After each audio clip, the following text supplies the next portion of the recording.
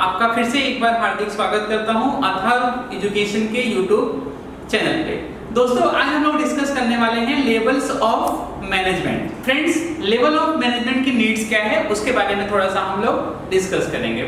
Friends, जैसा आपको पता है कि अगर बिजनेस की साइज छोटी है तो ओनर क्या कर सकता है, खुद से बिजनेस को मैनेज कर सकता है। लेकिन जैसे जैसे बिजनेस की साइज बढ़ेगी उसको क्या करना पड़ेगा, मोर पर्सन की रिक्वायरमेंट उसको होगी और ज्यादा पर्सन को उसको क्या करना पड़ेगा, रिक्रूट करना पड़ेगा। लेकिन जैसे ही ज्यादा पर्सन को रिक्रूट करेगा तो ये प्रॉब्लम आने लगेगी कि जो सुपीरियर का कांटेक्ट है सबऑर्डिनेट से वो थोड़ा क्या हो जाएगा, मुश्किल हो जाएगा और डायरेक्टली सुपीरियर सबऑर्डिनेट के कांटेक्ट में नहीं आ सकता है। और जब नहीं आ सकता है तो आपको पता है कि थोड़ा सा एम्प्लॉय की मोटिवेशन में क्या होगी, थोड़ी सी कमी हो जाएगी और मोटिवेशन में कमी होने से वजह से क्या होगा, जो उसकी प्रोडक्टिविटी है वह क्या होंगे, कम होना शुरू करेंगे। तो दोस्तों, इसमें क्या होगा, जरूरत क्या पड़ेगी, डेलीगेशन ऑफ अथॉरिटी की। जब डेलीगेशन ऑफ अथॉरिटी की बात आती है तो मैंने आपको पहले ही बताया था डेलीगेशन ऑफ अथॉरिटी का मतलब। डेलीगेशन ऑफ अथॉरिटी मतलब होता है किसी को राइट्स देना, किसी काम करने की छूट देना या किसी पर्सन को काम करने की सत्ता देना। इन शॉर्ट हम कह सकते हैं उसको सत्ता देना कि वो काम कर सकता है। उसके लिए हमें क्या जरूरत होती है, लेवल ऑफ मैनेजमेंट की। लेवल ऑफ मैनेजमेंट की जरूरत होगी। लेकिन फ्रेंड्स, लेवल ऑफ मैनेजमेंट को डिसाइड करने से पहले ये ध्यान रखना पड़ेगा कि लेवल ऑफ मैनेजमेंट क्या होने चाहिए, छोटे होने चाहिए।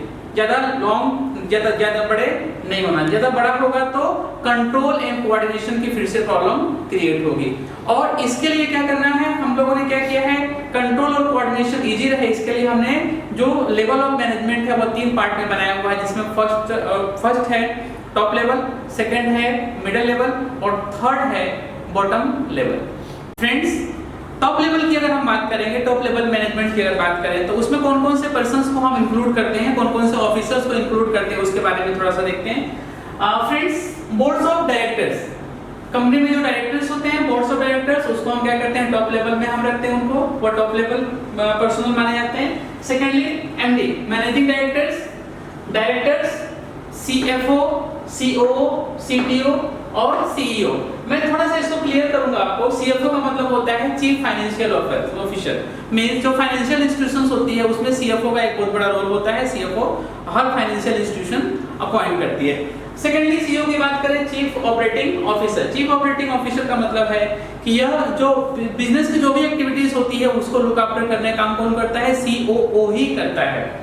उसके बाद हम बात करेंगे सीटीओ की। तो सीटीओ मतलब होता है चीफ टेक्नोलॉजी ऑफिसर या चीफ टेक्निकल ऑफिसर। इनका जो वर्क होता है वह होता है कि जो भी इंडस्ट्रीज है उस इंडस्ट्री में जो टेक्नोलॉजी है वो टेक्नोलॉजी को क्या करना, इंप्लीमेंट करना, सही तरीके से उसको वर्कआउट करना।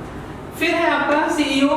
CEO is a familiar word. आप फ्रेंड्स, आपको पता होगा सीईओ क्या होता है, chief executive officer. Chief executive officer का मतलब होता है टोटल जो ऑपरेशंस हो रहे हैं, टोटल जो भी वर्क हो रहे हैं उसको लुक आफ्टर करने की जो रिस्पांसिबिलिटी होती है वो सीईओ की होती है। फ्रेंड्स, मैं थोड़ा सा क्लियर करूंगा। अगर 12th का सिलेबस की अगर हम बात करें तो 12th के सिलेबस में ये नहीं मिलेगा आपको 12th के सिलेबस में सीएफओ कहीं नहीं मिलेगा, सीईओ कहीं नहीं मिलेगा, सीटीओ कहीं नहीं मिलेगा, सीईओ कहीं नहीं मिलेगा।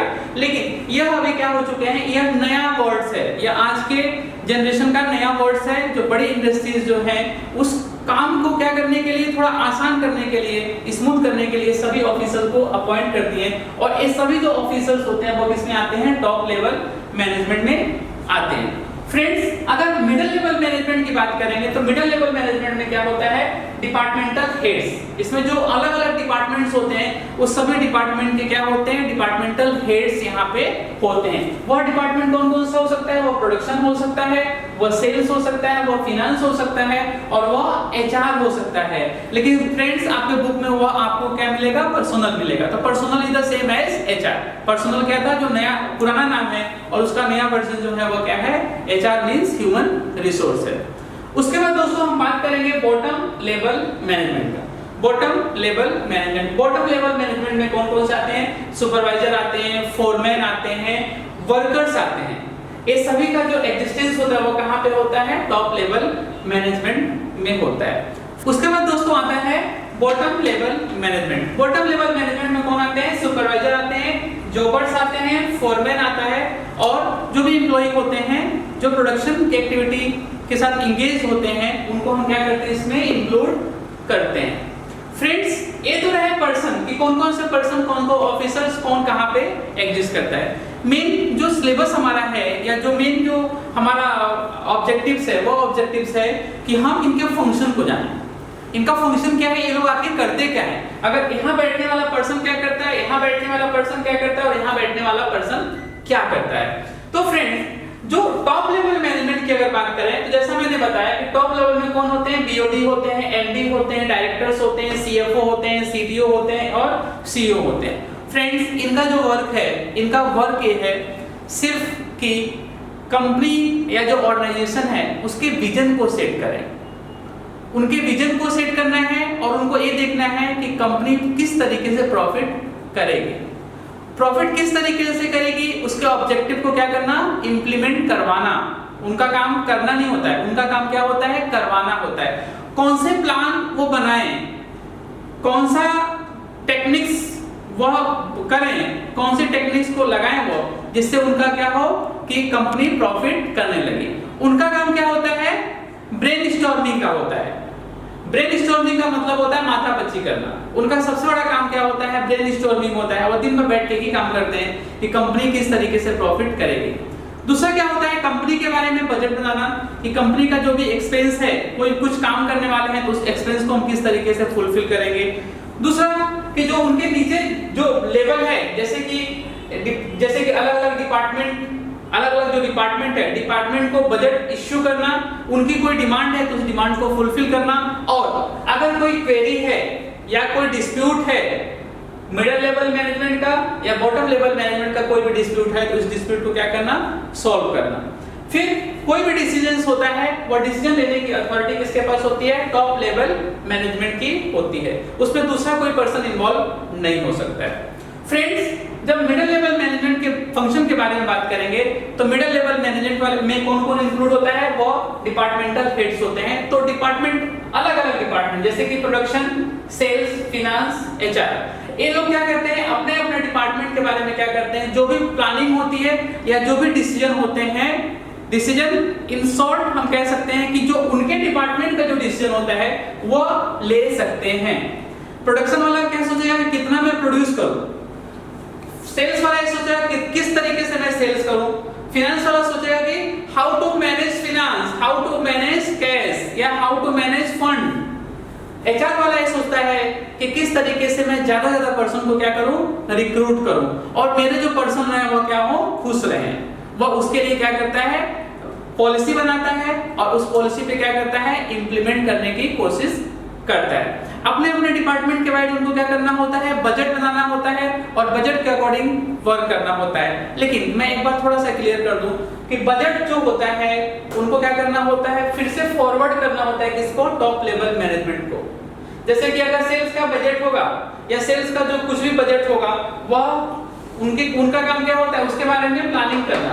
लेकिन ये प्लानिंग किसको फॉरवर्ड करेंगे, ये लोग करेंगे। जब अप्रूवल आएगा तो उसके अकॉर्डिंग क्या करेंगे, उस पॉलिसी को वो लोग इंप्लीमेंट कर सकते हैं। मींस इन शॉर्ट हम कह सकते हैं कि मिडिल लेवल मैनेजमेंट को क्या करना होता है, इनकी जो प्लानिंग है उस प्लानिंग को टॉप लेवल के पास फॉरवर्ड करना पड़ता है और टॉप लेवल जैसे ही अप्रूवल देता है उस प्लानिंग को क्या करने की रिस्पांसिबिलिटी उनकी होती है, उसको इंप्लीमेंट करने की रिस्पांसिबिलिटी होती है।